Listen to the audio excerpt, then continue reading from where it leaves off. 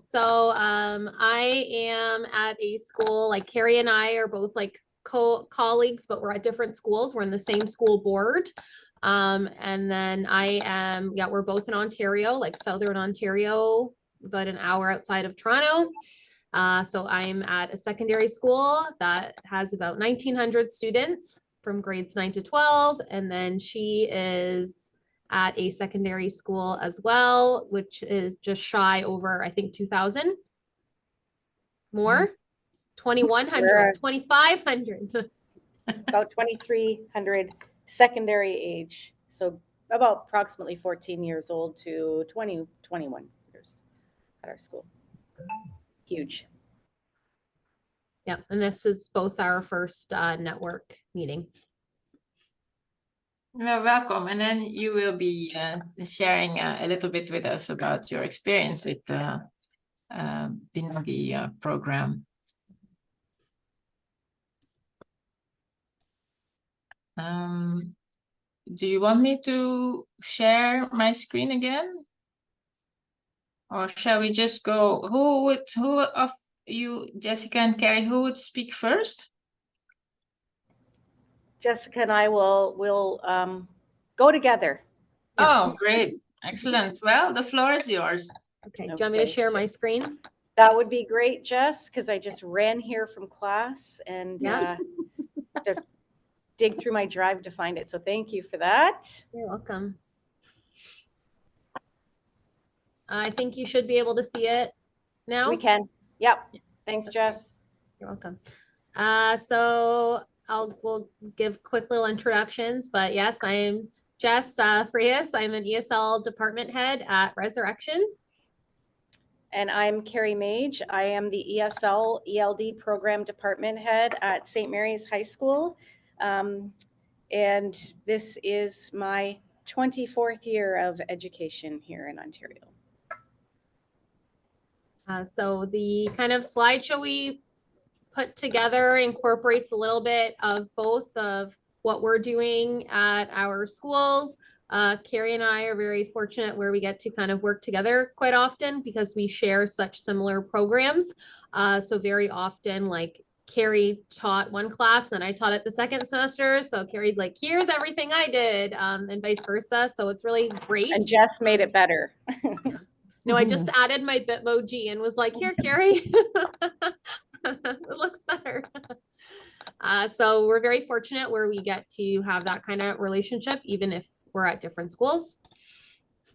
So this I just kind of threw in just for those of you who are international and not kind of familiar with the types of languages and backgrounds we are having in Western Ontario. So just to give you an idea of the languages that we see, these are just stats from last year within our school board. So you can see we have 858 students whose first language is Spanish.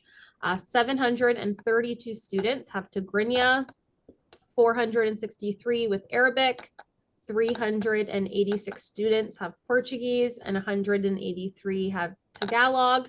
And that does not include by any means all our languages, but these are our top 5. And those change every year. They tend to shift a little bit. But typically we are seeing Spanish and Tigrinya still bubbling to the top of the numbers there.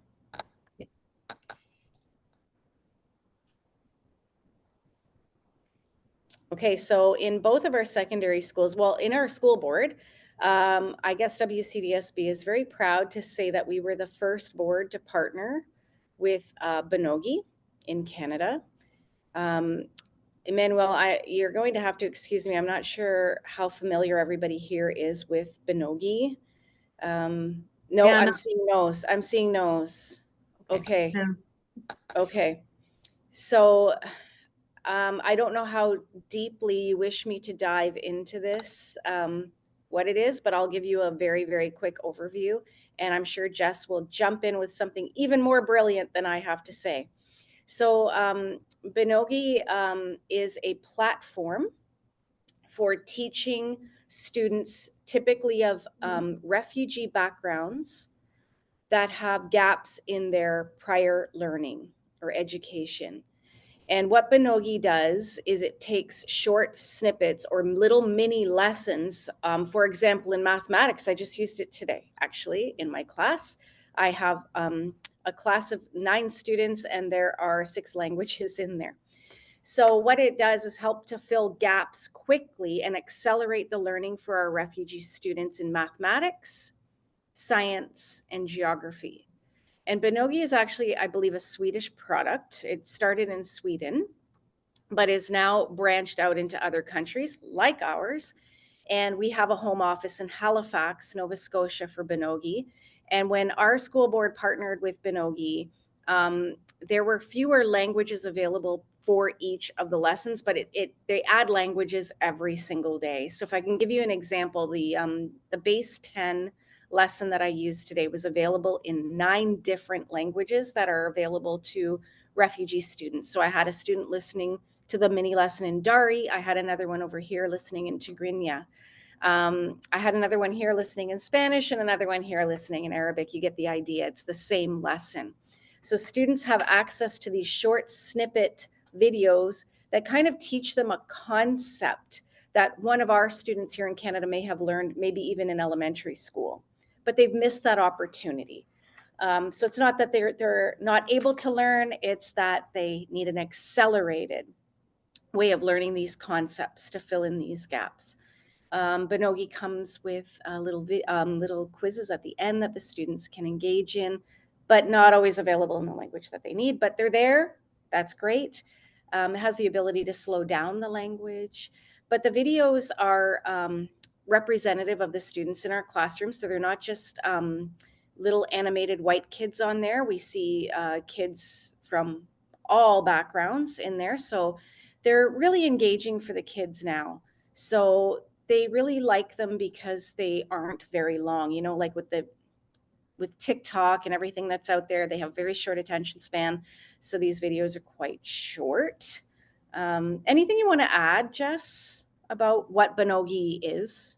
No, like, and I feel like that's such a great like description of exactly what it is. The only thing I do like the feature that it has, so it can be speaking in one language and then you can do subtitles in another Yes. language. So that you can actually change that. So very often I will have their first language being the one spoken and then English subtitles.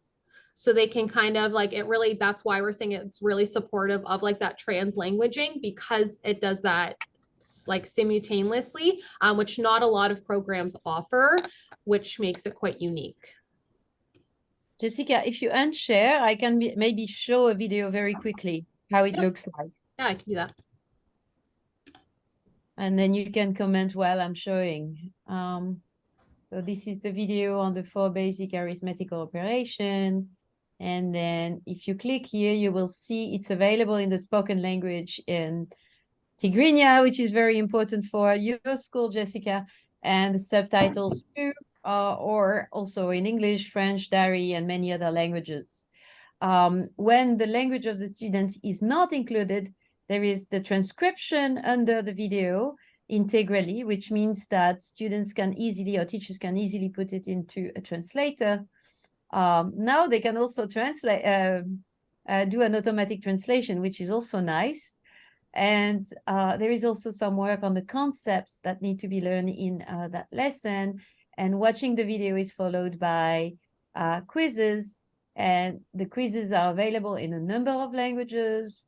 But again, if your language is not included, you can just copy, paste, and put it, for instance, in Google Translate to get it, for instance, in Turkish. Let's see whether there is. And I think in theory, this is really good too, to be able to translate. But we have a lot of students who don't have first language literacy.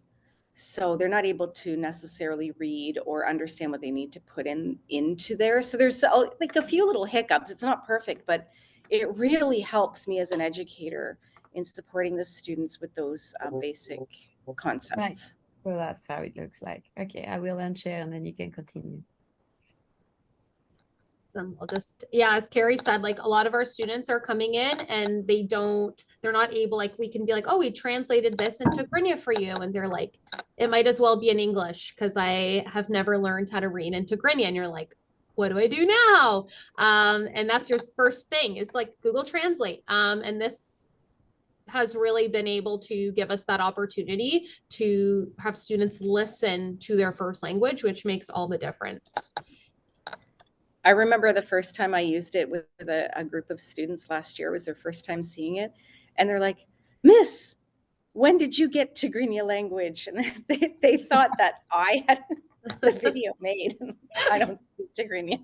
And you're like, just for you, I did over the Just for summer. Yeah. Yeah. No, it's been really great. Just some of the kind of things that we offer, what we call like what we refer to as the ELD program, where again, it's students who have not been given that opportunity to learn. So this is students that perhaps have like 1 year gap, a 2 year gap, as far as a 5 year gap. So we don't know where these students are coming from. So this is like fantastic where we can see where they're at, regardless of the level, and be able to provide them with like specific kind of concepts of where they're at and in the language that they're most comfortable listening to and learning with. So this is just some examples. These are photos that our colleague Barb McCourt took when she was introducing Binogi to her students last year. So just to give you an idea. And as Carrie said, it really honors the student identity when they're watching these videos. I think that's a very important piece and is often overlooked when we're looking at resources for our students.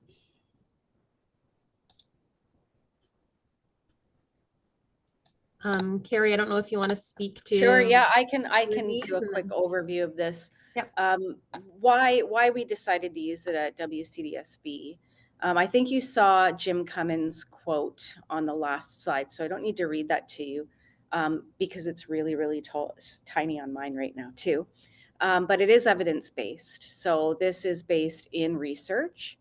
It supports all students in junior, intermediate, and senior in particularly benefit from using Binogi. You know, my own daughter, when she was struggling with some concepts in physics in grade 12 physics, we had to dial it back a bit because there's a couple things that she was missing. I put her on Binogi. She only speaks English because try teaching your own grade 12 kid anything, it doesn't work. But Binogi helped, and I saw her head nod, go, oh, okay, I get it now. So Binogi is good for all students. It's not just our multilingual learners and immigrant students. Our grade 12 physics teacher, because of that story, had all of his students on it, and they were able to access the videos. It supports in filling gaps, which we've already talked about. It's like a curriculum catch-up.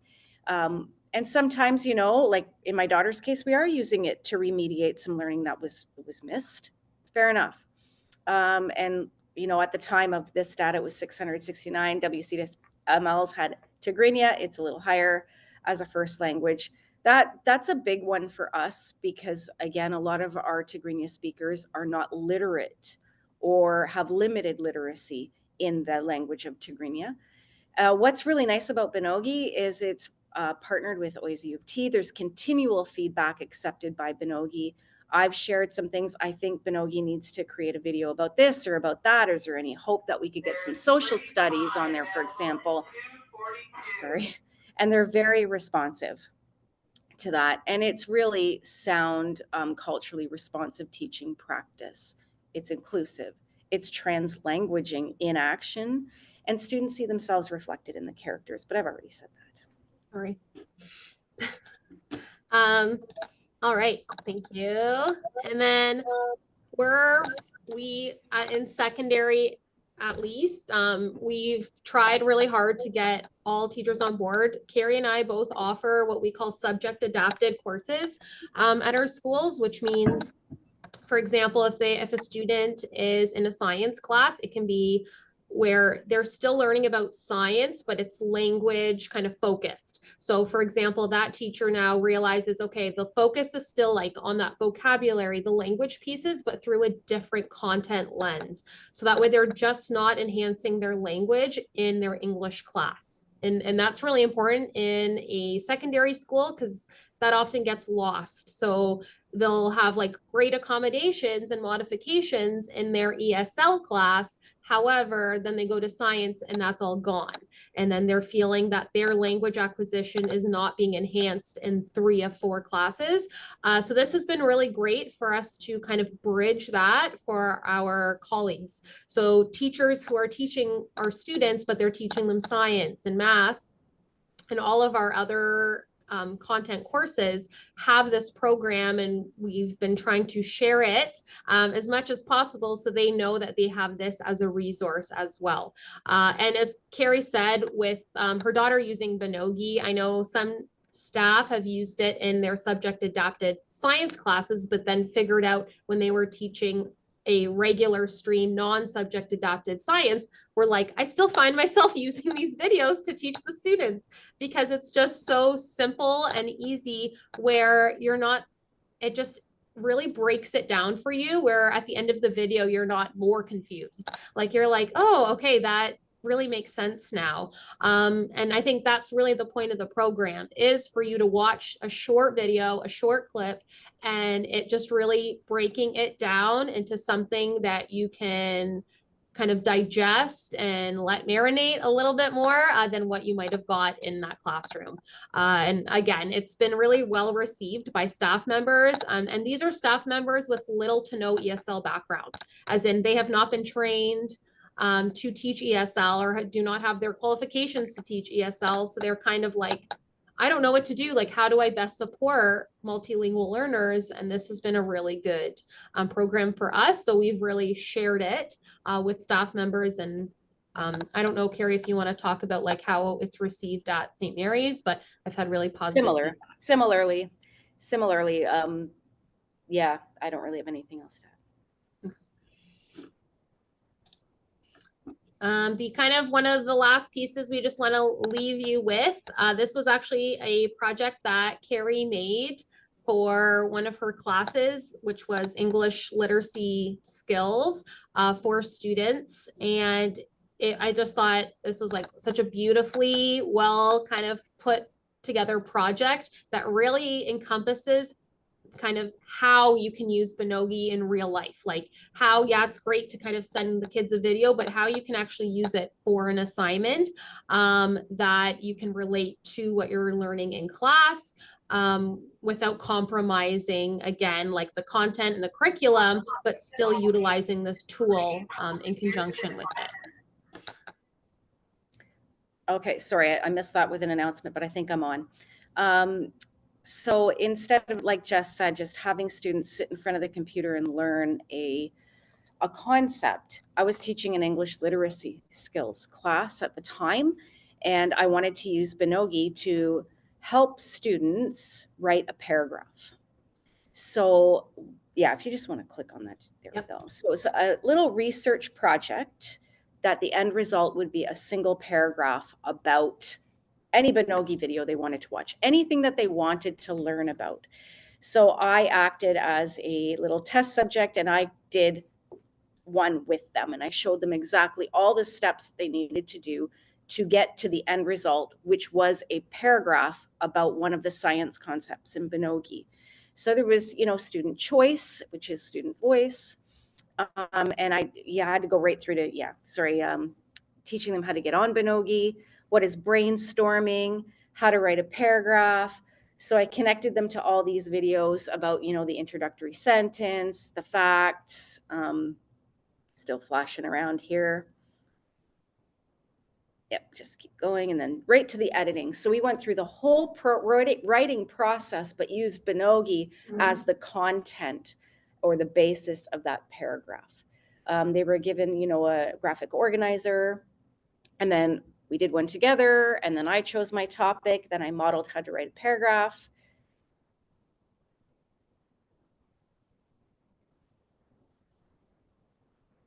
They had to include a picture that matched the whichever Binogi video that they chose, and they had to give a reference of where that picture came from. So it was that learning about giving credit to the artist or giving credit to the writer, because there's a lot of copying and pasting going on sometimes. So we wanted to say that's fine, but you need to give credit or you need to put it in your own words. So we'll keep going. I think that there might have been a link in there somewhere to show you, maybe not, the process that they went through, but I think that you get the idea that they watched a Binogi video and we went through the writing process to create a paragraph together.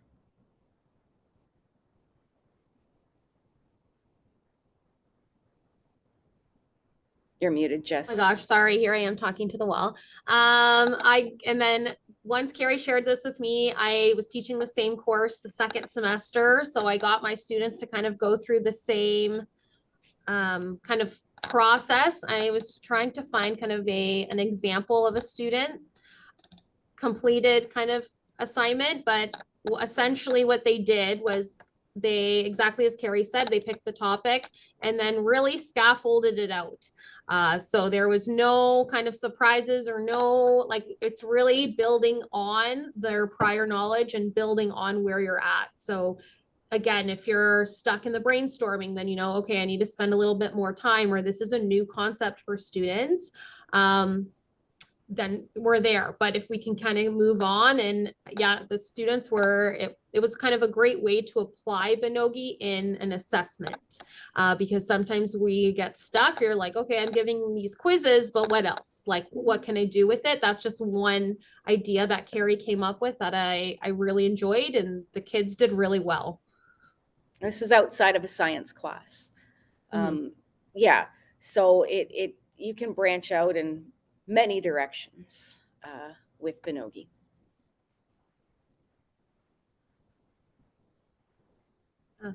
Amazing work, super interesting. Thank you, Carrie and Jessica. I also wanted to share with you, hi Dania, joining finally, share with you some work we've been doing at OEC to support teachers who are using Binogi. And one of them is very simple, is the Concept Detective. Do you know this resource? So you can download it from our website. And it's just, you know, the students, they build up a kind of portfolio with the date, the lesson, and then the concept you want them to learn, they put them in their in the school language here. Then they can add whatever in their own language here. So they can go home and then add this, you know, have that discussion with their parents. The parents can help. They can also try to find some pictures that represent the word they are looking for, etc. But there is much more on the Escape project. I don't know, Jessica and Carrie, how have you been able to use it, the resources that are on the Escape website? I personally haven't used, like, I haven't looked too closely into them yet. Oh, that's too bad. Okay, I will share the link with you all, and then I hope you get a chance to and register. It doesn't cost anything. It's just for us to know. Escapeprojects.ca, and then you go to the teacher section, and then there is lots of material you can use, including posters you can print out, etc. Everything is free, and that's it. But amazing, thank you so much. And I took some screenshots. I hope can we talk about your work, Carrie and Jessica? Okay, thank you. And use it in our own conferences and courses and Yeah, so? for sure. Help yourself.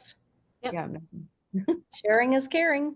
Are there any more questions? I've seen that there have been some questions in the chat, and Emmanuel has been answering them. Are there any more questions to Carrie or Jessica? And thank you indeed for this really interesting work that you're doing.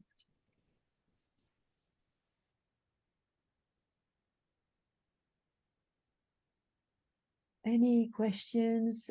Otherwise I can show you how it looks like on the website.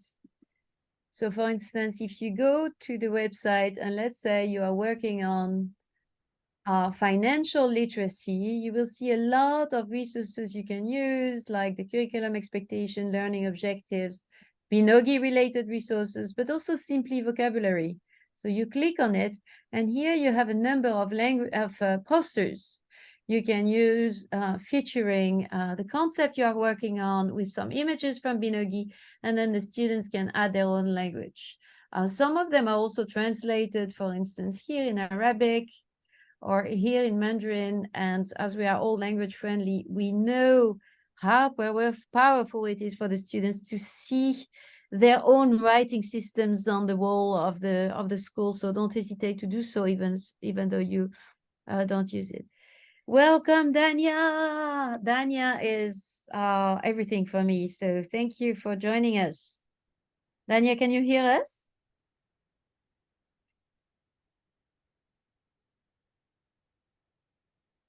Not sure Dania can hear us. It seems that she has some internet issues. Can, yes, thank you. I don't know if it's my internet. Yes, it's your internet. Now you're muted.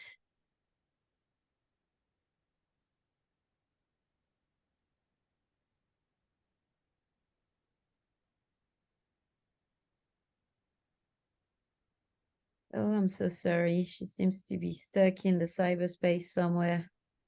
Are you with us, Dania? Can you hear me now? Yes.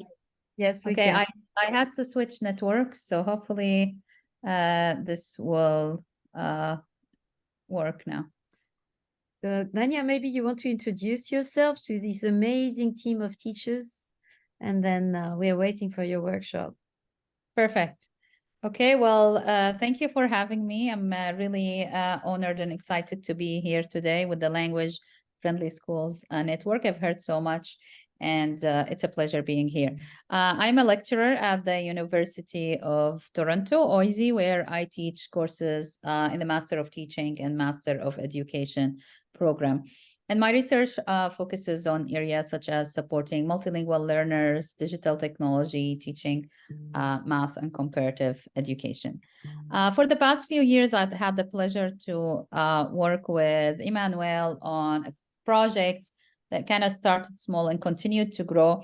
And Emmanuel has kindly asked me today to try some activities for you to kind of help stretch our thinking and think more about, you know, some tips and tricks that relate to teaching math to multilingual learners, but also first to start thinking about maybe we'll do a little brain teaser where you get to also practice doing some math in different languages, you know, for fun, but actually kind of to think deeper and understand more some of the processes that multilingual learners go through as they start working on math.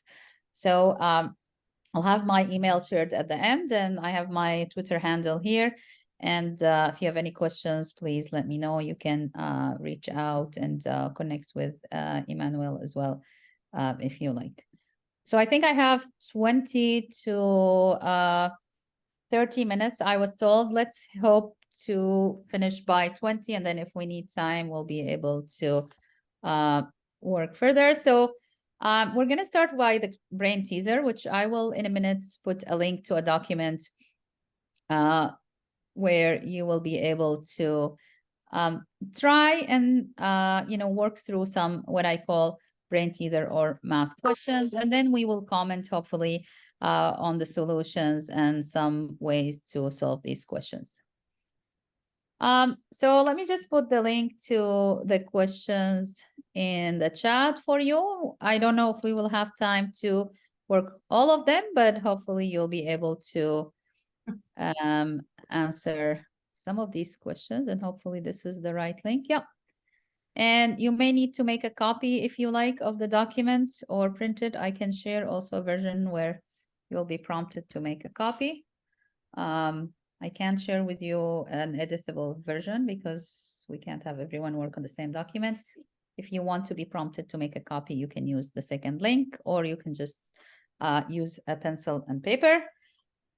I will ask you to, I'll turn my camera off for 2 minutes. We're going to keep it quiet for 2 minutes so you can actually focus and take a look at the questions. The instruction is there so you can take a look at it.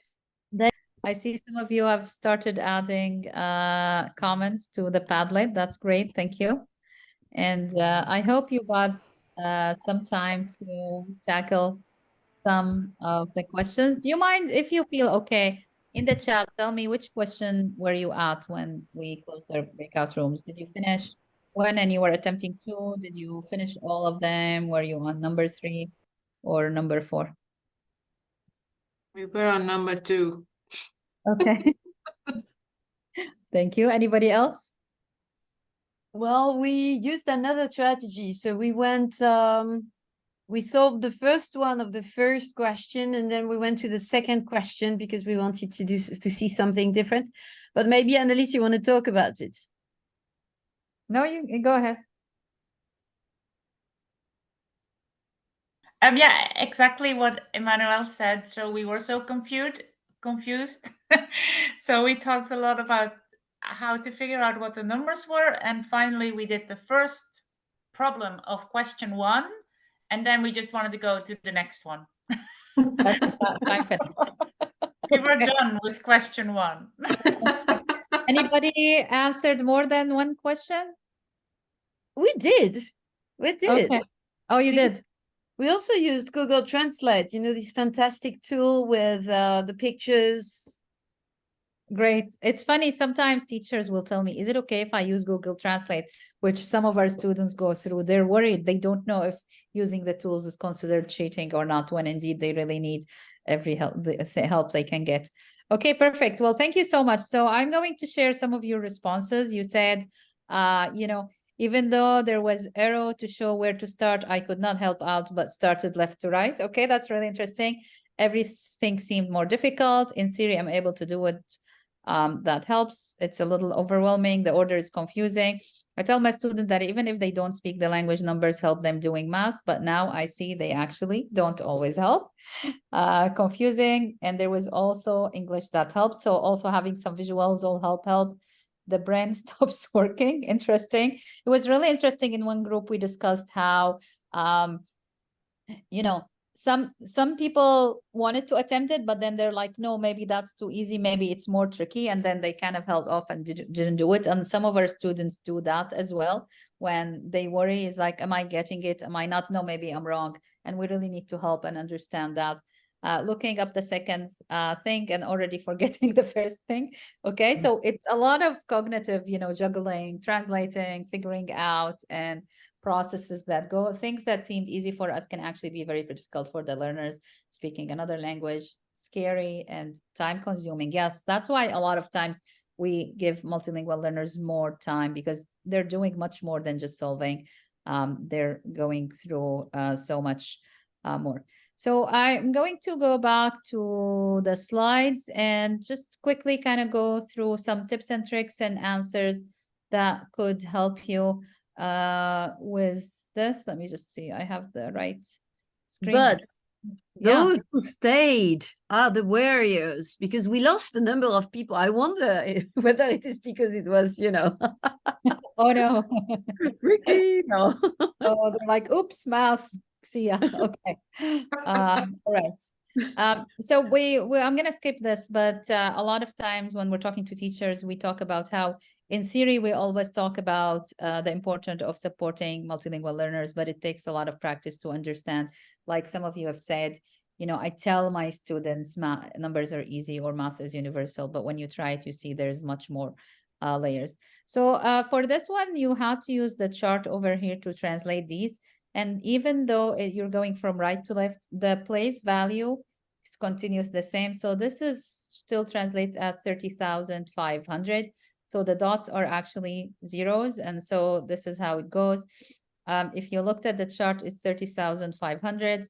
You can use different strategies. You can say, okay, I'm going to take the 500 from 30,000, and then I'm going to say 30,000 minus 2,000, 10,000. Or you could do it.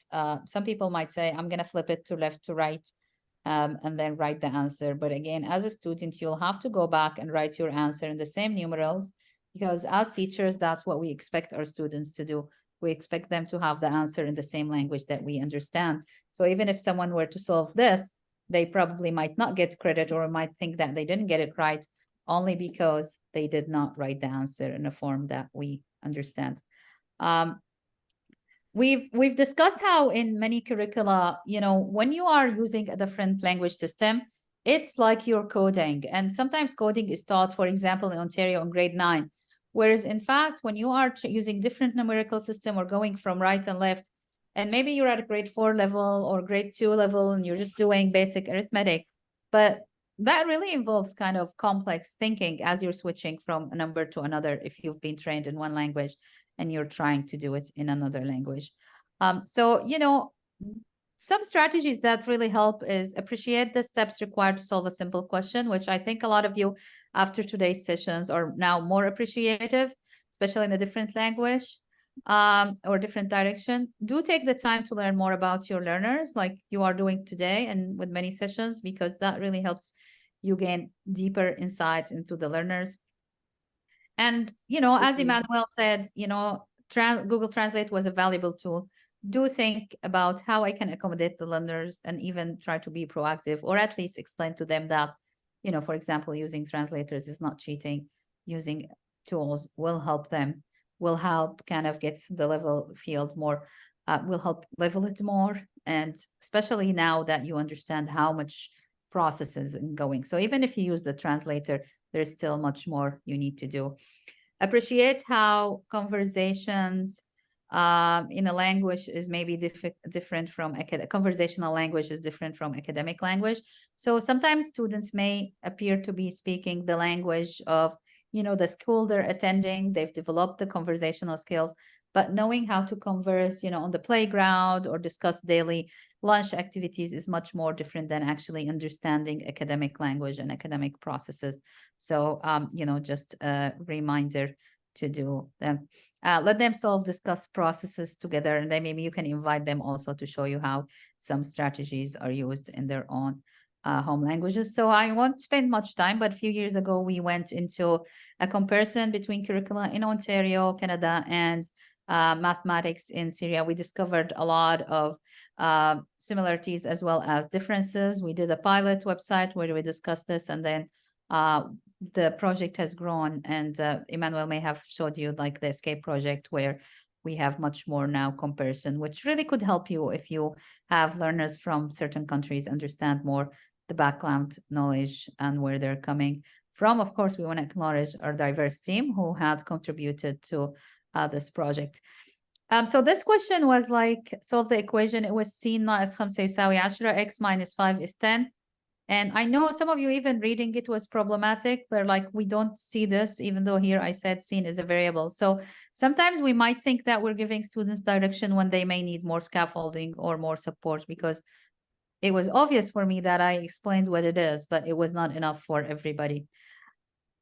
So solving the equations, you may translate the equation and solve it, or you may just solve it in Arabic right to left. Most people will probably do it as this. We'll translate it, we'll go left to right because that they're comfortable. They do it like this, but remember again, you'll need to write the answer in the same format. Annalise, we got it wrong, the first one. We thought it was 1. Oh my God. Okay.